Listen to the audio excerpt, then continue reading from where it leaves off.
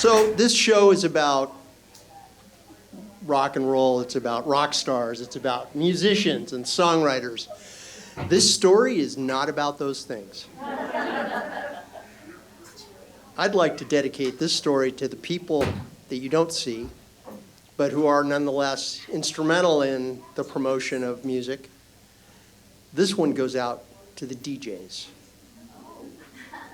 So after I graduated from high school, I actually was getting ready to go to college, but I got really sick. I had mononucleosis, and I was told, yeah, you need to just cool it for weeks. So I was sort of at loose ends.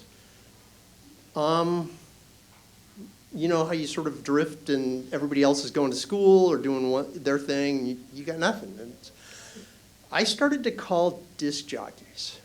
I'm not sure why. I talked to a lot of disc jockeys. I talked to some people. I don't know if anybody in this room ever heard of a guy named B. Mitchell Reed. Yeah? BMR. I just heard him the other day. He introduced David Bowie at the Santa Monica Civic in 1972. So I was just calling him, just to talk. I wasn't even requesting songs or anything. It was like I needed somebody to talk to. It was like therapy. And one day, I called, and this is like what we called album-oriented rock, okay? So these are the rock stations in LA back then, like KMET, KLOS, KWST. I happened to be listening to KWST one day, and there was a disc jockey on K-West named Rachel Donahue. Rachel's air name was Ms. Ray, and I was listening to her show one day, and I called her, and we just started chatting. And at one point, I said, so, when you're not on the air being a DJ, what do you do? She said, I do voiceovers.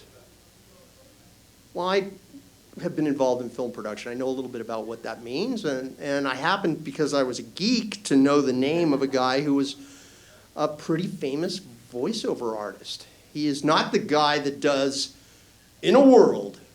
That's not him. And you may never have even heard of this guy, but I guarantee you that you've heard his voice. I said to her, you mean like Paul Frees? And she says, what are you doing on Sunday? I said, huh? She said, how would you like to come down here to the radio station on Sunday? I'm doing the Sunday show. I'll be here by myself.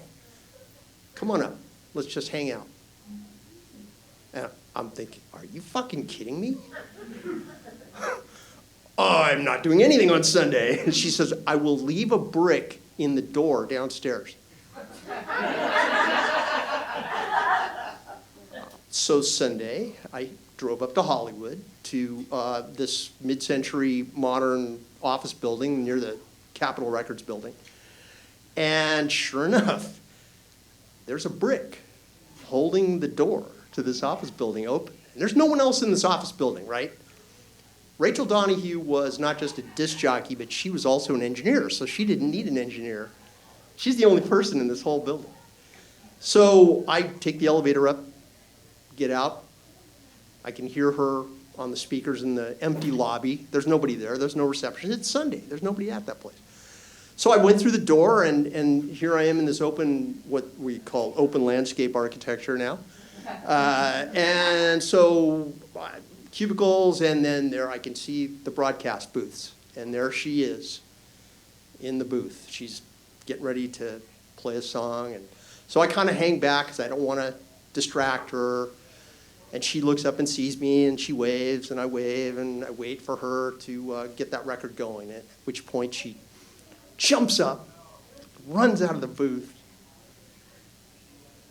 I got to tell you, first of all, it's 1978, okay? Just to set some cultural context here, I graduated the same year that the cast from That 70s Show. That's it. That's where we are.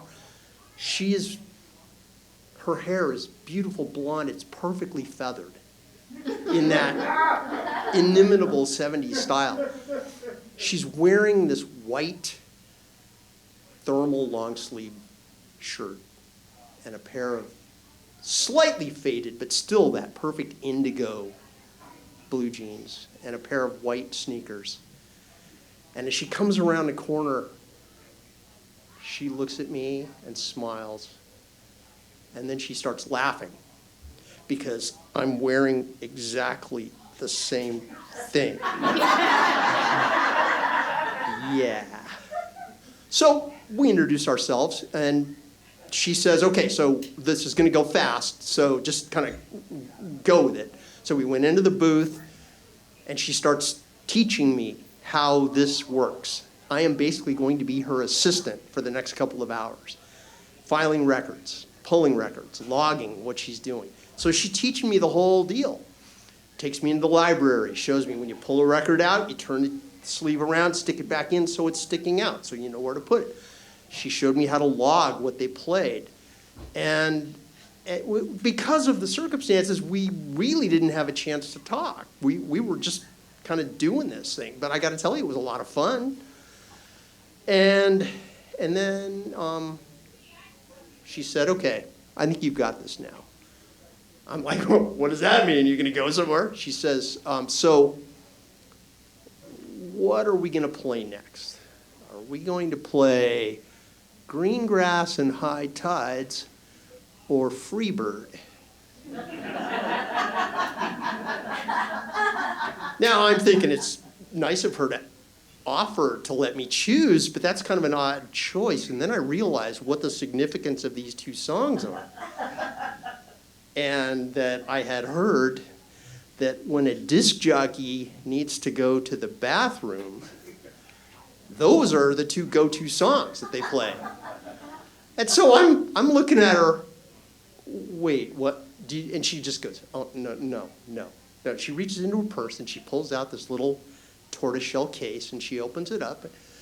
And in this tortoiseshell case are 3 perfectly rolled joints. And she says, are you good with Oaxacan? This is the first time in my life I've heard the word Oaxacan.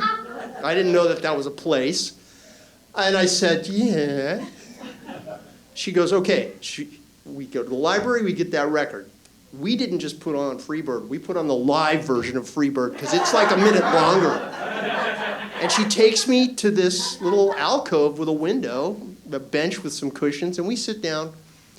And she fires up this joint, and we start smoking this joint, talking. And it's finally we were able to talk. And so she starts telling me about how she ended up in this business. She had been up in San Francisco at KSAN, which is the big FM station in San Francisco. She'd been up there for several years.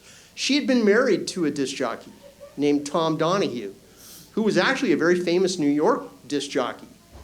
Not so famous outside of New York as a disc jockey, but he was famous because he produced the Beatles concert at Shea Stadium. And I'm thinking, oh my God. And I said to her, that must have been amazing. She said, I was 12. Okay. So we just, and then I find out that Tom Donahue had died and that she was a widow. I mean, this young, beautiful woman, and I'm sitting there thinking, this is amazing. It's kind of like maybe I needed to talk to somebody, but maybe she needed to talk to somebody too. And somehow Paul Frees's name unlocked the tumblers and said, this guy's okay. Isn't that bizarre? So, end of the day, I thank her and I head downstairs and I go out that door, past that brick. And that brick makes me think, this woman is either crazy or she is seriously one of the most amazing people I've ever met. And I just, well, let's just say that the way I felt that day was I felt like the luckiest guy in the greater metropolitan Los Angeles broadcast area. Thank you.